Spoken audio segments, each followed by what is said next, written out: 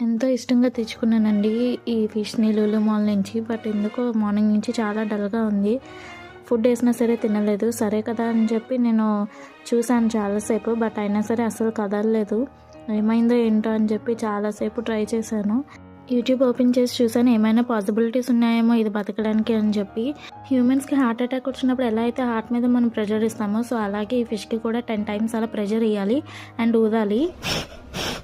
అలానే దీనికి కూడా 2 టైమ్స్ ఊది చూశాను. బట్ అయినా సరే అది అసలు కదలలేదు.